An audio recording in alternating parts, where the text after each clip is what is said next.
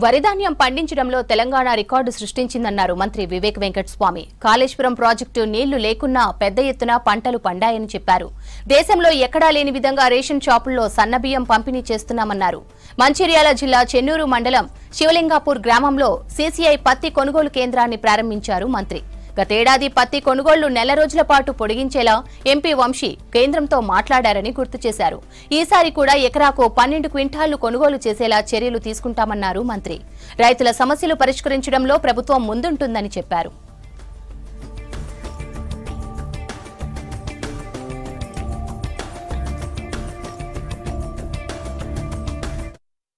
మనం ఈసారి cotton procurement కోసము government of India guide lines ఇచ్చింది. ఎంఎస్పి ప్రైస్ ఎంత ఉంటుంది, తేమ ఎంత ఉంటే ఎంత ఎంఎస్పి ఇస్తారని చెప్పి వారు ఇప్పుడే అనౌన్స్ చేయడం జరిగింది. అంటే ఇప్పుడే డిఓ గారు చెప్పినట్టు తేమ ఎక్కువ ఉంటే ఎంఎస్పి ప్రైస్ తక్కువ అవుతుంది. సో తేమ మీరు మంచిగా డ్రై చేసుకొని తీసుకొస్తే ఎంఎస్పి ప్రైస్ కూడా మంచిగా ఉంటుంది. పోయిన సంవత్సరం మీ అందరూ తెలుసు, కాటన్ కార్పొరేషన్ ఆఫ్ ఇండియా కొన్ని రోజుల తర్వాత మేము ఇంకెక్కువ ప్రొక్యూర్మెంట్ చేయమని చెప్పి ఆ రోజులలో చెప్పడం జరిగింది. అప్పుడు మన ఎంపీ వంశీ కృష్ణ గారు చైర్మన్ కాటన్ కార్పొరేషన్ తో ఢిల్లీలో కలిసి, లేదు ఇక్కడ మా చెన్నూరులో ఎక్కువ తీసుకోవాలని చెప్తే అప్పుడు వారి పైన ప్రెషర్ తీసుకొచ్చి మన కాటన్ అంతా కూడా ప్రొక్యూర్మెంట్ చేయడం జరిగింది. ఈసారి కూడా కేంద్ర ప్రభుత్వం ఒక ఆర్డర్ ఇచ్చింది. ఏమని ఆర్డర్ ఇచ్చిందంటే, మేము ఒక్కొక్క ఎకరానికి కేవలం 7 క్వింటల్లే తీసుకుంటాము ఎంఎస్పి ప్రైస్ తో అని చెప్పి ఒక ఆర్డర్ ఇష్యూ చేసింది.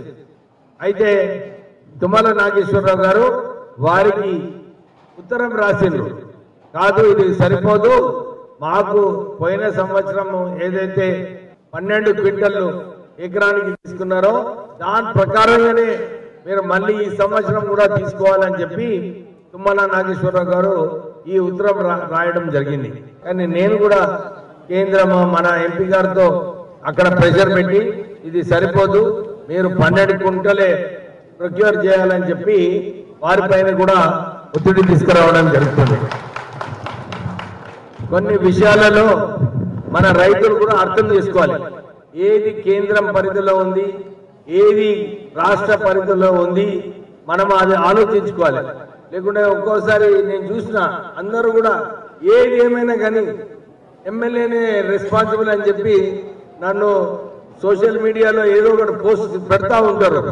మీరు కూడా కొద్దిగా ఆలోచించాలి, ఎక్కడైతే కేంద్ర ప్రభుత్వము రెస్పాన్సిబుల్లో ఆ ఫాలో అప్ చేయాలి, లైజాన్ చేయాలి, నేను చేస్తా, మీ ఎమ్మెల్యేగా నేను చేస్తా అని ఆ బాధ్యతలు ఏదైతే ఉన్నాయో, రెస్పాన్సిబిలిటీ ఏదైతే ఉందో కేంద్ర ప్రభుత్వం రెస్పాన్సిబిలిటీ, యూరియా సప్లై అయినా కానీ కాటన్ ప్రొక్యూర్మెంట్ అయినా కానీ ఈ రెండు కూడా కేంద్ర ప్రభుత్వం పరిధిలో ఉంటాయి.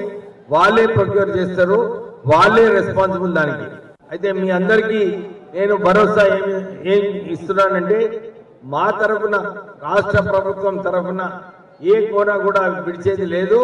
కేంద్రం పైన ఒత్తిడి తీసుకొచ్చి వారు ఏదైతే పోయిన సంవత్సరం 12 క్వింటల్ ఒక్క ఎకరానికి తీసుకున్నారో మళ్ళీ ఈ సంవత్సరం కూడా 12 క్వింటలే తీసుకోవాలని చెప్పి వారికి మేము డిమాండ్ చేస్తున్నాము, వారిపైన ఒత్తిడి చేస్తున్నాము. మన రాష్ట్ర ప్రభుత్వము మన రైతులకు ఆదుకోవడానికి చాలా చర్యలు తీసుకోవడం జరిగింది. మీ అందరికీ తెలుసు, ఏ విషయంలోనైనా కానీ ఈ కాళేశ్వరం ప్రాజెక్ట్ 1,00,000 కోట్లు పెట్టి ఈ కాళేశ్వరం ప్రాజెక్టులో దందా చేసిన టిఆర్ఎస్ ప్రభుత్వం చేసినప్పటికీ కూడా కొత్త ప్రభుత్వం కాంగ్రెస్ ప్రభుత్వం వచ్చిన తర్వాత మన దగ్గర పంట వేయడంలో మన తెలంగాణ రైతులు టాప్ మోస్ట్ అన్నమాట. ఎవరు కూడా ఊహించలేదు. మనము తెలంగాణలో ప్యాడీ ప్రొక్యూర్మెంట్ లో తెలంగాణ రాష్ట్ర ప్రభుత్వం హైయెస్ట్ అన్నమాట. దేశంలోనే అన్ని రాష్ట్రాల కన్నా ఎక్కువ ప్రొక్యూర్మెంట్ మన తెలంగాణ రాష్ట్రమే చేసింది.